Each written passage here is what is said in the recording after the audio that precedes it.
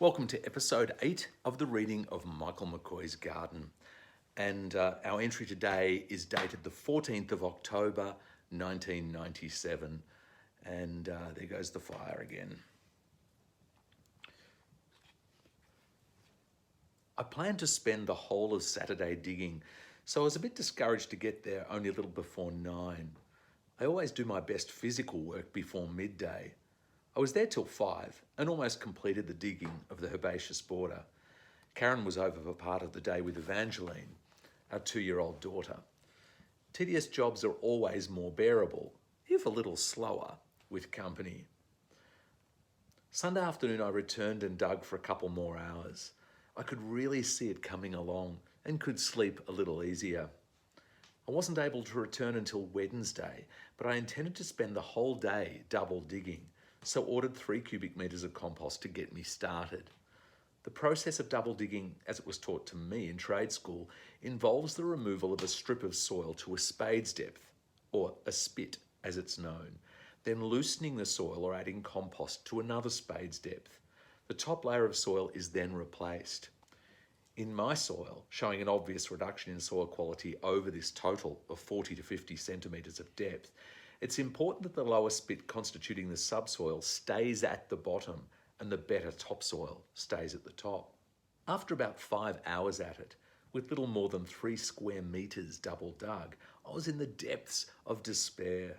There was clearly not going to be time to double dig all this area and have it planted by settlement in 3 weeks' time. Once the first bit of soil was removed, digging the second kept me bent double, and it was 3 times as hard as digging the first.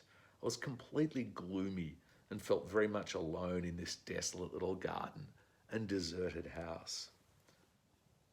But it's amazing how quickly expectations can be revised. I rapidly resigned myself to the fact that I was simply not going to have time to double dig at all. It was a bit of a blow to my pride, as I don't like giving up on anything, and a blow to part of the experiment. I badly wanted to see how well it went with the best of preparation. But I'm also a pragmatist and began to think of alternatives. Over the next few days, I spoke to a couple of earth-moving contractors, expecting them to come up with all sorts of expensive ideas. They had none. The problem, apparently, is the size of the area.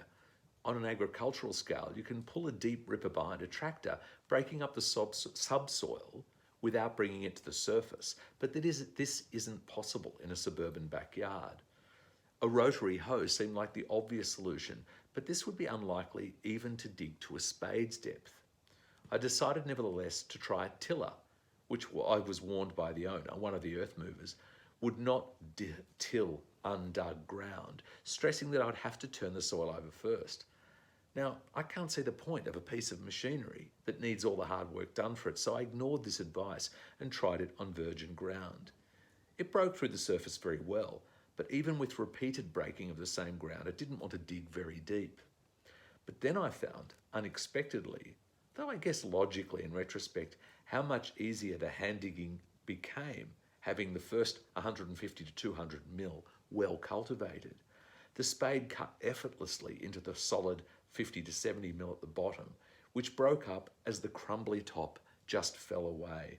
There was nothing of the weight of the big blocks of soil to lift and then break. In one day, yesterday, I was able to dig over the entire gravel garden and vegetable garden. So most of the digging is now done, albeit to lower standards. I had a very rewarding ache in the legs as I climbed into bed last night. It looks like I might get the larger part of the garden done before settlement after all. All I need now is compost and loads of it.